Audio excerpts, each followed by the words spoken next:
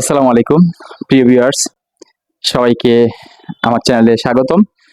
আহ, আজকে অনেক চমৎকার এবং খুব প্রয়োজনীয় ভাইটাল একটা টপিকস নিয়ে আসছি, যেটা বিশেষ করে শিক্ষার্থীদের, স্কুল কলেজ লেভেলের শিক্ষার্থীরা সবচেয়ে বেশি টেনশন এবং সবচেয়ে বেশি যন্ত্রণা বা টরেন্ট বুক করে বা খুব বেশি ওয়ারিড থাকে। এইটা হচ্ছে গিয়ে গ্রামার মাথায় ঢুকে না, গ্রামার কিভাবে অতি অল্প সময়ে মাথায় ঢুকানো যায়, গ্রামার কেন মাথায় থাকে না বা গ্রামার ভুলে যায়।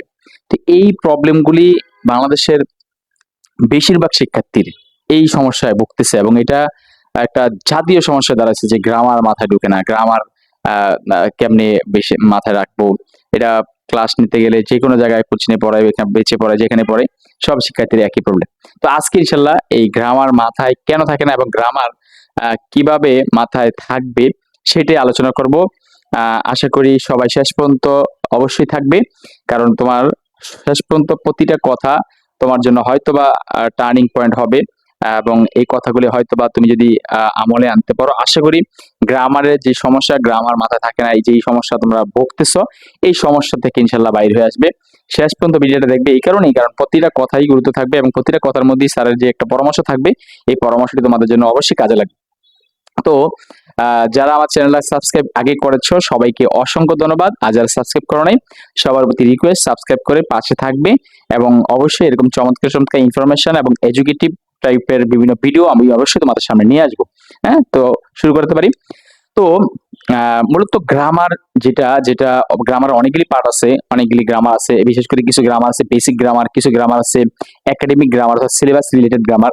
তো এই গ্রামারগুলি সাধারণত এরকম কিছু গ্রামার আছে যেগুলিকে আমরা বাংলায় বলি কান টানলে মাথা আসে, অর্থাৎ কান টানলে মাথা সহ চলে আসে, অর্থাৎ এইটা গ্রামারের রিলেটেড। হ্যাঁ, তো এই রিলেটেড গ্রামারগুলি সাধারণত আমাদেরকে বেসিক্যালি বা বেসিক স্ট্রং করে। আমরা যদি ছোটবেলা থেকে বা বিশেষ করে 6-7 লেভেল থেকে বা 5-6-7 লেভেল থেকে যদি ভালোভাবে এই গ্রামারগুলি আয়ত্ত করা যায় এবং ভালোভাবে এগুলি মনোযোগ দিয়ে মাথায় সেন্সে নেওয়া যায়, তাহলে কিন্তু এই গ্রামারগুলি বা যত বড় ক্লাসে যা হোক না কেন, তখন তো এই গ্রামারগুলি আমার ওই বড় ক্লাসের যে গ্রামারগুলি একাডেমিক গ্রামার আসে এর সাথে আমি বুঝে যাবো এবং এটা আমার সাথে ম্যাচিং হয়ে যাবে। কিন্তু বেসিক গ্রামারগুলি যদি কারো দুর্বলতা থাকে, বেসিক গ্রামার যদি কারো কোনো সমস্যা থাকে, তাহলে সে কিন্তু গিয়ে পরবর্তীতে একাডেমিক যে গ্রামারগুলি আছে, বিশেষ করে একটা বিল্ডিং এ যদি বেসিক বা ফাউন্ডেশন যদি স্ট্রং না হয়, তাহলে ওই বিল্ডিংটা কিন্তু বেশিক্ষণ দাঁড়াতে পারে না, বেশি তালায় উঠতে পারবে না, একতলা দুতলা 5 তলা 10 তলা উঠতে পারবে না, একটা একতলা দোতলা পর্যন্ত এটা ভালো। কিন্তু যখন বেসিকটা স্ট্রং হবে, ফাউন্ডেশনটা মজবুত হবে, তখন কিন্তু ওই বিল্ডিংটা অনেক হাই রেজ বিল্ডিং হবে, অনেক উঁচু বিল্ডিং হতে পারে। তো এই জন্য কি করতে হবে, বেসিকটা স্ট্রং করতে হবে, এটা অবশ্যই করতে হবে যে কোনো স্টুডেন্ট। আর দ্বিতীয় হচ্ছে গিয়ে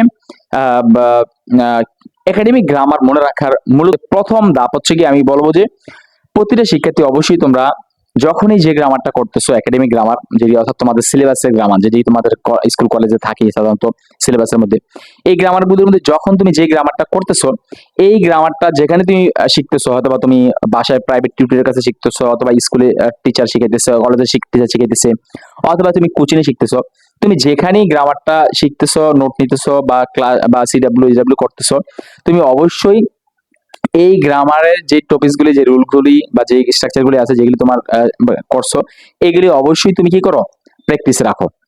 গ্রামার শেখার কয়েকটা ধাপের মধ্যে সবচেয়ে বড় প্রথম হচ্ছে গিয়ে অবশ্যই তোমাকে প্রত্যেকটা গ্রামার রেগুলার প্র্যাকটিস রাখতে হবে।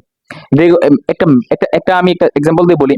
অনেক সময় বলি যে এই যে মহিলারা বাড়িতে দা দিয়ে সাধারণত কাটাকাটি করে আলু পেঁয়াজ বা বিভিন্ন ধরনের। তো একটা মহিলা যদি সে এই দা দিয়ে তার ঠিক মতন কাটাকাটি না করে, ওই দাটা যদি 2 মাস না কাটে, 2 মাস পরে দায়ের অবস্থা কি হবে, ওই দাটা মরিচে পড়ে যাবে, অর্থাৎ কি হয়ে যাবে, লালচে লাল দাগ পড়বে, মরিচা পড়ে যাবে। তো মানুষের ব্রেনটা কিন্তু এরকম, যখন তুমি নিয়মিত রেখে ইউজ করবা, প্র্যাকটিস রাখবা, চর্চা করবা, তখন কিন্তু তোমার ব্রেনটা শার্প হবে। হ্যাঁ, শার্প হবে, আর শার্প হইতে আস্তে আস্তে তোমার এই কঠিন জিনিসগুলো তোমার মাথা আস্তে আস্তে ঢুকবে। এই জন্য কি করতে হবে, প্রথম 1 নম্বর হচ্ছে গিয়ে অবশ্যই রেগুলার প্র্যাকটিস করতে হবে। অর্থাৎ তুমি যেই গ্রামারটা শিখতেছো, এই গ্রামারটা তুমি এক্সারসাইজ গুলি করো, তুমি 2টা 4টা 5টা করে এক্সারসাইজ গুলি করো, রেগুলার প্র্যাকটিস করো।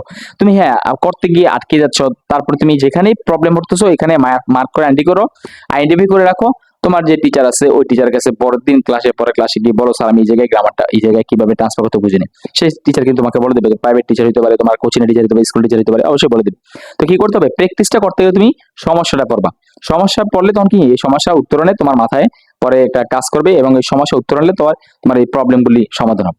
তাহলে কি করতে হবে, প্রথমত হচ্ছে গিয়ে রেগুলার প্র্যাকটিস রাখতে হবে। এটা ম্যাথের মতো, রেগুলার কি করতে হবে, প্র্যাকটিস করতে হবে। রেগুলার তুমি গ্রামারগুলি চর্চা করো, এবং practice makes a man perfect. অর্থাৎ যখন তুমি রেগুলার গ্রামারটা প্র্যাকটিসে রাখবা, ভয়েস, নারেশন, ট্রান্সফরমেশন যেই গ্রামারই হোক, রেগুলার তখন তুমি প্র্যাকটিসে রাখবা, তখন কিন্তু গ্রামারগুলি তোমার মাথার মধ্যে এটা থাকবে। তখন কিন্তু গ্রামারগুলো সহজে তুমি ভুলবে না। এবং এটা যত তুমি রেগুলার প্র্যাকটিসের মধ্যে রাখবা, যেমন আজকে করছো, 3 দিন পরে গ্রামারগুলি প্রত্যেকটা টাইপ থেকে, প্রত্যেকটা রুল থেকে, বা প্রত্যেকটা যেমন অ্যাসাইতে ইন্টিগ্রেটিভ করতেছো, অ্যাসাইতে ইন্টিগ্রেটিভ যেগুলি আছে এগুলি এক্সারসাইজগুলি প্রতিদিন 4-5টা করো। আবার পেজ নারেশন করতেছো, 2-একটা পেজ নারেশন প্র্যাকটিস করো, বা যেগুলি করতেছো যেইগুলি করা হয়েছে এগুলি আবার 2-একটু পেজগুলো একটু রিভিশন দাও।